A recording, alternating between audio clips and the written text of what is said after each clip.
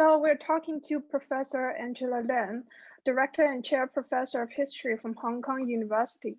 She's one of the leading scholars in the history and social science study on science, medicine, and technology, focusing mainly on the pre-modern and modern East Asia. She has published widely, including a seminal work, Leprosy in China, a History. So we're here today to talk about her paper, The Becoming of Modern Chinese Soy Sauce. I'm going to start off by asking you the first question, which is what is the central research question you address in the paper, and what is your answer to it? I think the main question is in the title, the becoming of soy sauce as an everyday food. I think if you look at how people talk about soy sauce in general in the media, advertisement on soy sauces in China, Japan, all these East Asian soy sauce makers, you easily find the claim that soy sauce is it has a history as long as the East Asian civilization itself, something like 3,000 years of history, 2,000 years of history. So I think that is due to the fact that East Asians identify soy sauce with East Asian civilization, and which is basically a very ahistorical claim. And what I try to do is to reconstruct the history of soy sauce, not of its origin. I don't think its origin is of great significance, but of when it became an everyday food in China, in this case in China. So this is the main theme of this paper. So I use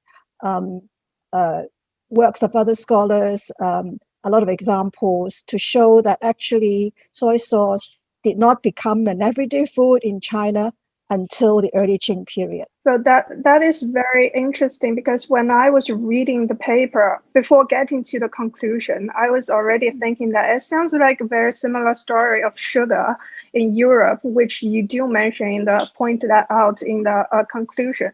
And also I see that in the conclusion you point out that despite the similarity, there are important differences. Building on that, I'm just wondering, what is the most interesting detail that you encounter when you formulate the paper, when you're doing the research? Actually, what I wanted to show is what I call the cultural power of soy sauce, and I mean by this that the first thing I mentioned in this interview, that many East Asian, Chinese, Japanese thought that soy sauce. Soy sauce is for them an identity food. Chinese soy sauce is very Chinese. Japanese soy sauce is very Japanese. It has a very strong identity quality about it.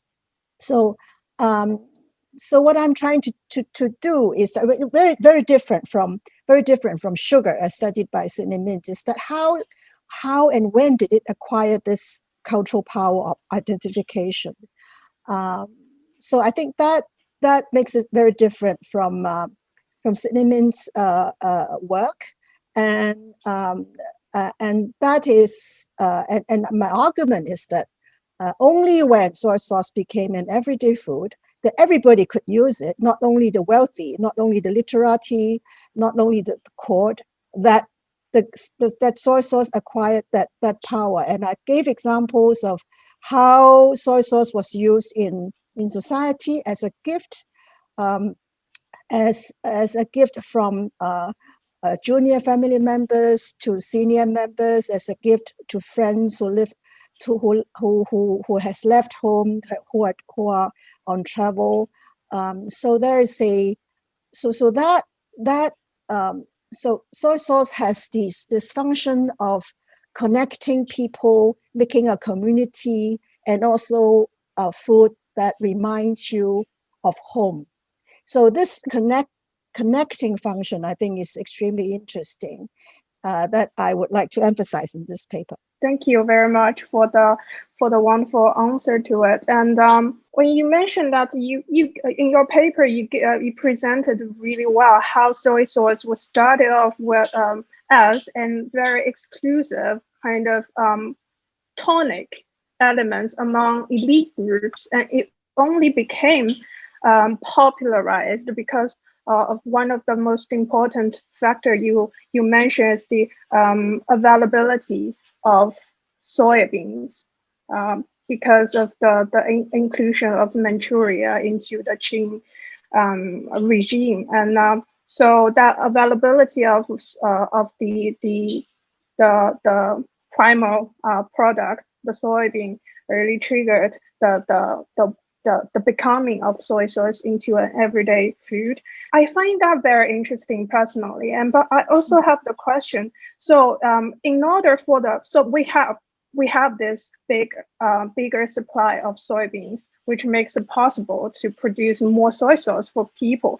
But there should already have been a great demand for that supply to translate into the everyday food, the mundane commodity, and also apart from the demand, there has to be the culinary expertise skills to ferment the soybeans into soy sauce. So I wonder how to what extent would the two other factors or many more other factors were already there in the historical moment in Qing dynasty. Yeah. Yes, I think what I'm trying to argue is that I mean, if people have read H.T. Huang's seminal work on food fermentation technology in the in the Needham volume, you'll see that he also noticed that soy sauce became a leading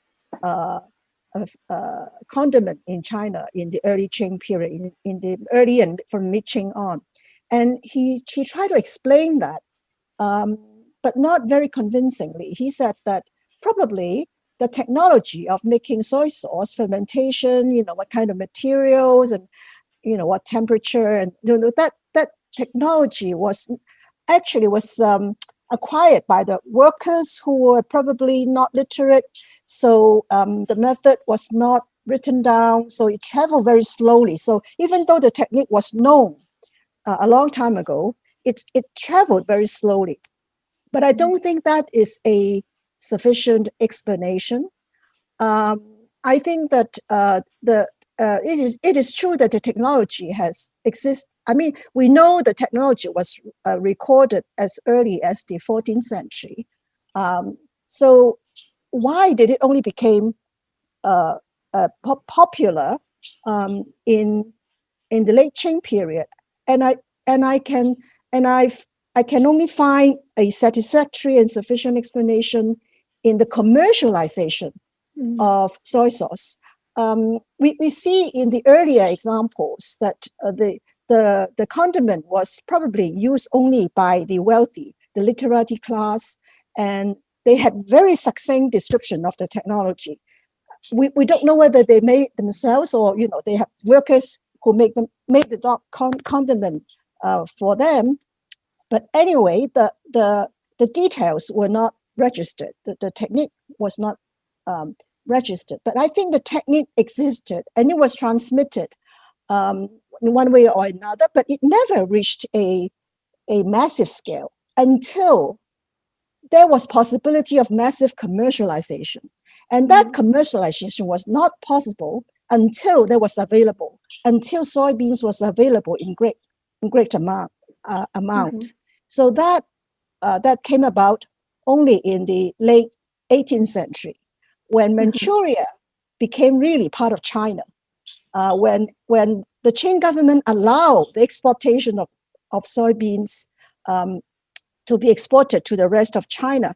And I gave some examples on the amount of soybeans needed, for example, to meet the commercial market in the late Qing, in early Republican China, in the Jiangnan region. And that market demand could not be met by the amount of soybeans existing before the late 18th century. So I think that the commercialization, actually, in a sense, I don't have the evidence for that, but I think commercialization, the setting up of jiangyuan, the pickle shops in every major cities, kind of stabilize and stabilize supply and stabilize the technology as well. And only from that period on, we have detailed information on differences in regional soy sources, how Beijing and Shandong people make their sauce, how Shanghai and Suzhou people make their sauce, and how people in the south, Fujian people and Cantonese make their sauce. So I think that kind of knowledge was not available before this the possibility of massive commercialization. So yeah, that's wonderful. It's very informational as well. I was just thinking that the whole commercialization, the cultural power of soy sauce depended on it being a everyday condiment, which sort of depended on the Manchuria being part of China. So from the cultural power of soy sauce, you really can delineate a political story about the Yes. nation building of Qing dynasty. Yeah. Yes, and maybe we can. I didn't emphasize that, but I think the Manchurian soybeans, the availability of Manchurian soybeans with the migration of Chinese peasants into Manchuria, we have to take into account that Manchuria was there all the time, but it was only occupied by the Manchus who were not peasants, and it had to wait till the 19th century when Manchuria received masses of Chinese peasants from Shandong and from other parts of China, and these people went to Manchuria to grow soybeans. And the available of Manchuria soybeans not only to China but also to the rest of the world, especially to Japan. And that also helped Japan soy sauce to become really a global commodity. I think that is just wonderful and tells eloquently about how food serves as such a productive lens to look at all the intricate connections among the very everyday aspect of life and the broader political processes and historical processes. Yes, I hope that my paper convinces people of this I think it does. Of this major change, and I found that that change fascinating. Scholars have used that Manchurian soybeans for other explanation, like the Great Divergence of the Californian school. People like Pomerantz, Li Bozhong, who argue that there was, before the modern age, actually China had economic situation is as comparable to the West, and using also Manchurian soybeans as an example. There was some controversy in their argument, but I think they are correct in saying that Manchurian soybeans have played a crucial role in this 18th century China. That's brilliant. I think we've, from our discussion earlier, we've sort of covered about the contribution of your paper to the understanding of modern Chinese foodways. I'm just wondering if you have anything more to add to that. It is. I would just like to say that this is part of a book project that I'm preparing. So what I'm trying to write a book on Chinese soy sauce with a little bit of soy sauces made in other parts of East Asia, and this paper will be part of the book. I will. It will be integrated in my book in a different way, but it is about the historical process of how this commodity, this condiment, had become an everyday food. Before I let you go, I just have a curiosity, a question out of curiosity. So, you were talking about different jiangyuans in different regions, and then in Shanghai. I was shocked to learn that Shanghai had such a prosperous sort of soybean fermentation business going on. And it just occurred to me that Shanghai is also famous for the foreign kind of sauces, 辣酱油, which is basically Worcester sauce. So that obviously has some colonial impacts. So I just wonder if you have any information or anything like how these foreign influence was taken into China or East Asia in general. Yes, I will discuss that in another chapter of my book. It's great. It is, as I in this paper I just met. This paper is more or less about the golden age of Chinese soy sauce, meaning late Qing, early Republican, and then very soon, Chinese soy sauces are encountering major challenges. And one of the major challenges is the importation of foreign sources. And what you saw in Shanghai is the la jiang and whatever. And in southern China, the major challenge is Maggi or Maggi. This. Oh, yeah. Yeah. And that was extremely popular in China. The reason for the challenge is that China was under a lot of stress from foreign debt.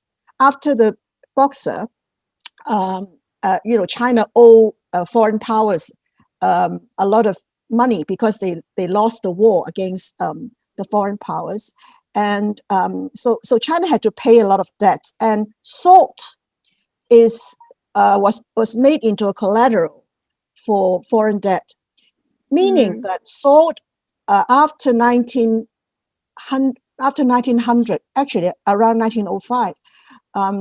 Has become very highly taxed. Since soy sauce has to use a lot of salt to make, Chinese soy sauce has become extremely expensive.